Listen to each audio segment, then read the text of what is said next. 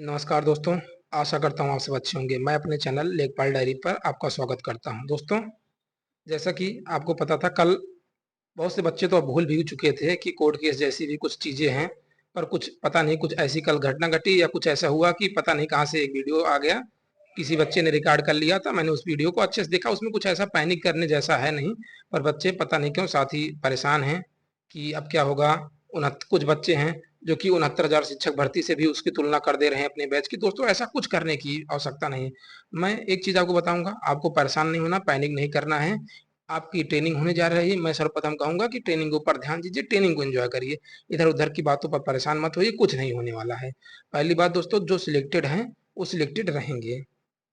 अगर किसी ने 8 जुलाई वाली हीरिंग देखी होगी ना, सुनी होगी, तो उसमें आखिरी में एसजीआई सर ने एसजीआई सर जो तुषार मेहता हमारी तरफ से उतरे थे, उन्होंने एक बात कही थी। उन्होंने एक लाइन ऐड की थी कि अगर मानिए एक हाइपोथेटिकल कंडीशन ये मानते हैं कि अगर मानिए कोई बंदा सिलेक्टेड हो गया है और 8,085 जो पद हैं हमारे, 8,085 में ऐसा तो है नहीं कि 8,085 साथी लेखपाल ज्वाइन करेंगे। हाँ, उन्होंने कहा कि अगर 8,085 बच्चे भी सिलेक्ट हो गए हैं तो दे विल, अगर उसके बाद भी अगर कोई बंदा सिलेक्ट होता है तो दे विल, उसमें लाइन लिखी थी, they shall be given appointed after creating a super numeric post. उन्होंने कहा था सुपर मतलब एक अलग से, मतलब अलग से पद सरकार की तरफ से, उन्होंने सरकार की तरफ से कहा कि अलग से पद क्रिएट किए जाएंगे। मतलब उन्होंने ये बात स्पष्ट कर दी कि उन्होंने एक लाइन ऐसी खींच दी। उन्होंने कहा सुप्रीम कोर्ट इधर और 8,085 बच्चे इधर, मतलब ये सिलेक्टेड हैं, इनके ऊपर कोई आंच नहीं आने वाली है। अगर कोई सिलेक्ट भी होता है दोस्तों, एक मैं आपको बात बताता हूँ। वैसे बहुत रेयर संभावनाएं हैं, लगभग मैं एक अंदाज भर, जो लोग अंदाज बताते हैं, लगभग 150 के करीब मानिए है कि याची हैं। ठीक है, 150 करीब याची हैं। 150 के करीब के याची मानिए, हम कहते हैं 4 क्वेश्चन है जिसपे विवाद चल रहा है, जो कि अभी मैं इसमें भी बता देता हूँ। जो आपके सिलेक्टेड बच्चे हैं उनसे इसके 4 क्वेश्चन से कोई मतलब नहीं है। जो सिलेक्ट हैं सिलेक्ट रहेंगे। अगर कोई इनमें से आता है, मानिए हम कहते हैं, ऐसा तो नहीं है कि इन चारों बच्चों के ये क्वेश्चन, मानिए 150 बच्चों के चारों क्वेश्चन सही होने वाले ही हैं। मानिए किसी का 1.5-2 नंबर बचा है, 2 नंबर बचा है, मानिए उसने क्या कहते हैं इस पे केस लड़ा है, हाँ ये केस जीत गया। ये दो में से कोई उसके क्या कहते हैं, दोनों की तीनों क्वेश्चन सही हुए, पहले से सही थे।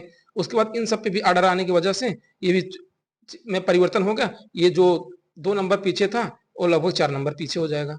ऐसी भी कंडीशन बन सकती है। तो ऐसा कुछ नहीं कि दोस्तों 150 बच्चे हैं तो इनमें सबसे सिलेक्शन में, मानिए अगर कोई हाइपोथेटिकल कंडीशन बनती भी है, अगर वो जीतते भी हैं, तब जाके करीब से करीब 2-3 बच्चे, 4 बच्चे, 10 बच्चे मोटा मोटी कभी सिलेक्ट हो सकते हैं, जो कि संभावना ना के बराबर है। ऐसा कुछ होने वाला नहीं है।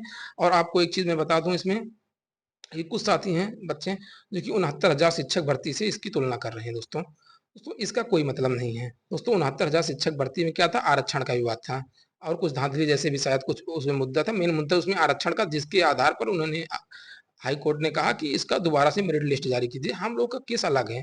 हम लोग में ना तो कोई आरक्षण विवाद है, ना तो कोई धांधली जैसा आरोप है। हम में से अगर भर्ती में, जो लेखपाल की भर्ती थी उसमें अगर कुछ समस्या है तो कुछ उसमें 2-4 क्वेश्चन को लेकर विवाद है।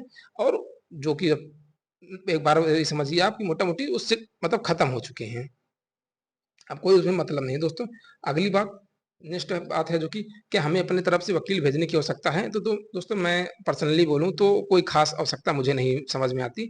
एक चीज दोस्तों, मैंने जब कल वाली हीरिंग देखी, वीडियो सुना, तो उसमें एक चीज थोड़ा थी कि जो हमारे तरफ से थे, M R Shamshad sir state की तरफ से, तो वो थोड़ा कमजोर दिख रहे थे, ऐसी बात थी।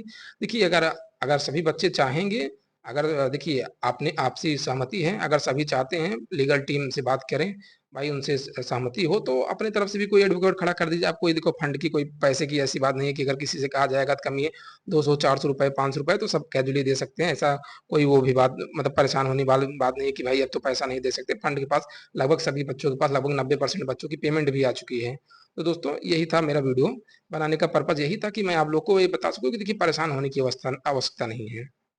जो मैं सभी केस थे उसमें बता दिया कि आप लोग बस अपने ट्रेनिंग पर ध्यान दीजिए, एंजॉय करिए, लाइफ को एंजॉय करिए, अपने ट्रेनिंग में सीखने पर हर एक चीज़ को ध्यान दीजिए।